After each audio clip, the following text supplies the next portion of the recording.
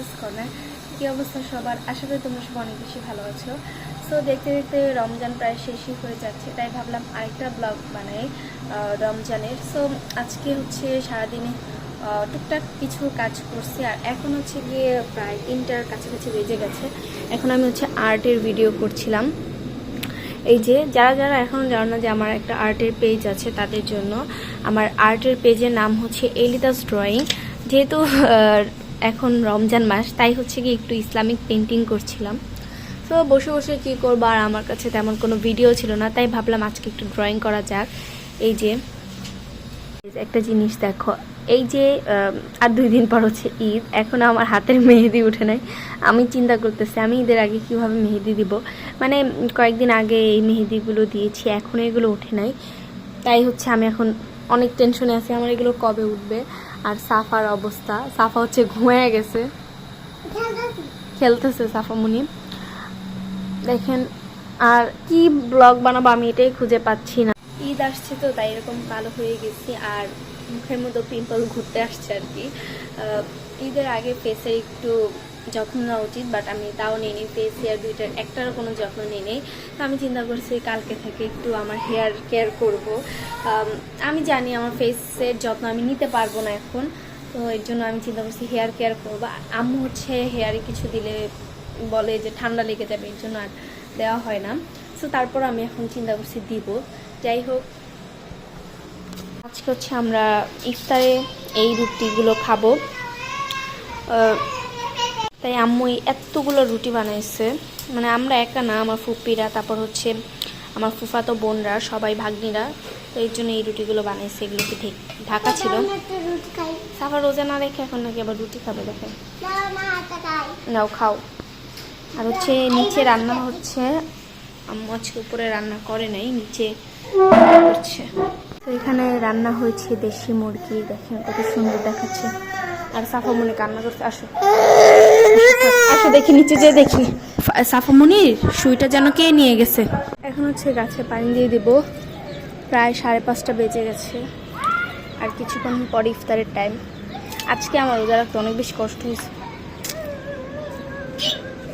গাছগুলোকে প্রত্যেকদিন মানে একদিন যদি পানি না দেই তাহলে এত বাজে অবস্থা হয়ে যায়, মানে কি বলবো। এখন সবগুলো গাছে পানি দিয়ে দিচ্ছি ভালোভাবে। পুদিনা গাছগুলো একদম একদিনেই শুকায় গেছে, অনেক পানি লাগে এইসব গাছে। আর আমার পাখিটা 5টা ডিম পারছে, চলুন আপনাদেরকে একটু দেখানো ট্রাই করি, মানে দেখা যায় না অত একটা। এই যে ভিতরে বসে আছে, এখন দেখানো যাবে না। দেখতেছিলাম আবার ওইখানে হচ্ছে এটা চিত্রুটি পিঠা আমাদের দেশে খায়, ওইটা বানাচ্ছে, চলেন দেখি।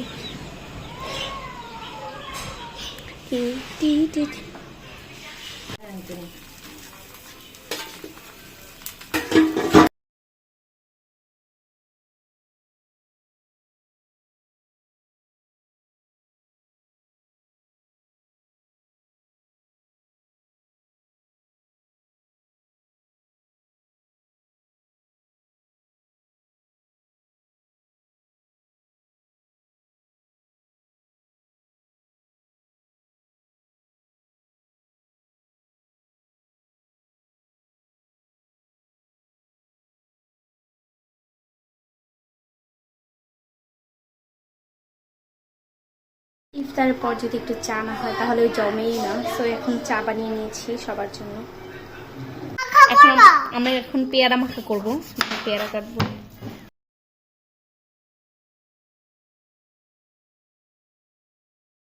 এখানে আপু হচ্ছে শসা টমেটো কাটতেছে। আমরা আজকে 2 পদের ভর্তা খাবো, শসা টমেটো ভর্তা আর আছে পেয়ারা ভর্তা। নামাজ অর্ধেক পরে আমরা এখন আসছি এগুলো খাইতে।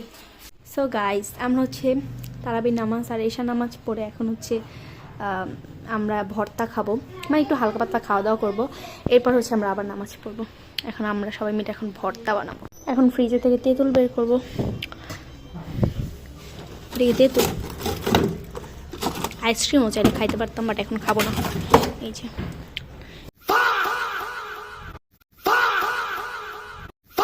সরি, হাত থেকে আনফর্চুনেটলি পড়ে গিয়েছে। আর আজকে বাইরে অনেক সুন্দর বাতাস। আজকে অনেক সুন্দর বাতাস বাইরে, মানে এত আজকে মানে গত 2 দিন যেই সুন্দর বাতাস ছিল ওই অনুযায়ী কম, বাট এখন একটু বেশি সুন্দর বাতাস। এই যে সাফান সব পেয়ারা খায় ফেলতেছে দেখেন।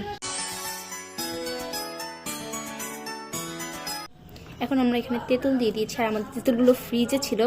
অনেকেই বলবেন এটা কি তেঁতুল, আম্মু হচ্ছে এই তেঁতুলগুলোকে গলায় রাখছে, এর জন্য এমন হয়ে গেছে। এরপর এখানে দিয়ে দেবো মরিচের গুঁড়ো, এবার দেবো এখানে বিট লবণ, উল্টা মেরে দিতেছি। এখন এটাকে আমরা এখন মাখাবো। শুকনো মরিচ,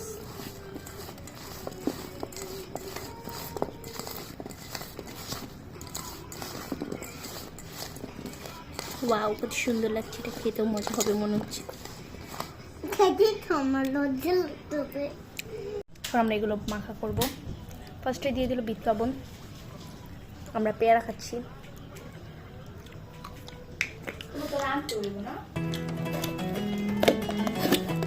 এখন দিয়ে দেবো তেঁতুল, আমরা সব কিছু দিয়ে তেঁতুল খাই। হ্যাঁ আম্মু গলায় রাখছে নতুন টেকনিক ভাই, রাত্রের বেলা না তাই সুন্দর ভিডিও আসতেছে। আর আমরা এখানে তেঁতুল দিয়ে দিয়েছি।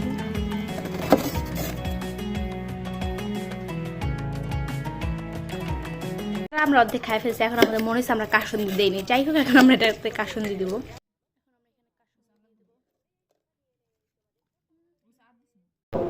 এরপরে হচ্ছে আমরা এখানে টমেটো মাখা করে দেন এগুলো খাচ্ছিলাম।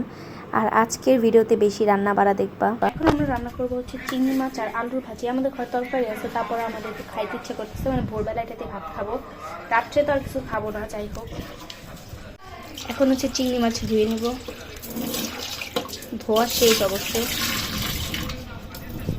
এবার এখন এটাতে আমরা মশলা মাখাবো। ফার্স্ট এটার মধ্যে লবণ দিয়ে দিব,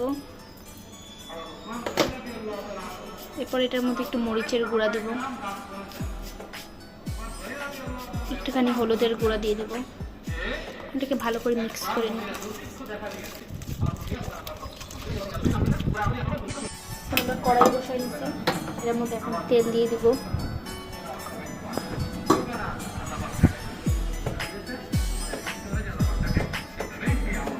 এখন মাছ, এরপর হচ্ছে আমরা চিংড়ি মাছ রান্না করছিলাম, এর জন্য চিংড়ি মাছগুলোকে ভালোভাবে ভেজে নিচ্ছিলাম।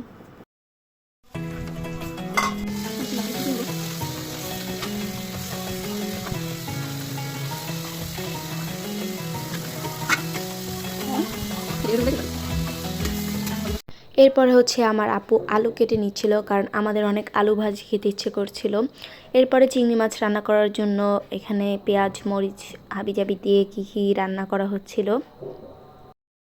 আপু এখন এখানে চিংড়ি মাছ রান্না করতেছে, আর হচ্ছে আলু ভাজি করবে, আর ডিম তরকারি আছে, আর বেগুন তরকারি আছে। এগুলো হচ্ছে আজকে আমাদের সেহরির খাবার। তো এই যে এখানে আপু সুন্দর করে একটা চিংড়ি মাছ রান্না করেছে ঝাল ঝাল করে। এই পাশে হচ্ছে আলু ভাজি, এই পাশে হচ্ছে আলুর ভাজি করছে। এগুলো হচ্ছে আমরা ভোর রাত্রে খাবো। আরও 2 পদের তরকারি আছে, সব মিলাই দেন হচ্ছে আমরা খাবো। এখানে হচ্ছে বেগুনের তরকারি আর হচ্ছে ডিমের তরকারি আছে। গাইস এখন বাজে হচ্ছে 2টা, আর এখন হচ্ছে আমরা চা বানাচ্ছি, কারণ আমরা এখন নামাজ পড়তে পড়তে মানে আমাদের সবার একটু ঘুম চলে আসছে, তাই ভাবলাম একটু চা বানাই। তারপর হচ্ছে আমার ফুপ্পি আসছে নিচে থেকে, তো এর জন্য আমরা এখন চা বানাই দেন খাবো, কারণ এত ঘুম আসতেছে না, তো নামাজ পড়া পসিবল না। এত ঘুম আসতেছে, মন হইতেছে এখন আমি ঘুমায় যাই, বাট এখন হচ্ছে চা বানাচ্ছি। এই যে এখানে পাতি দিয়ে দিয়েছি চায়ের মধ্যে।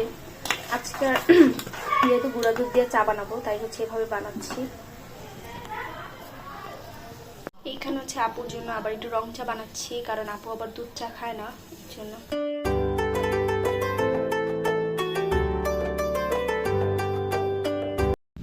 আজকে এত সুন্দর বাতাস ছিল, বারান্দায় দাঁড়ানো যাচ্ছিল না। তো আজকে ভিডিওটি ছিল এই পর্যন্তই। ভালো লাগলে অবশ্যই লাইক কমেন্ট এন্ড শেয়ার করবেন। আল্লাহ হাফেজ।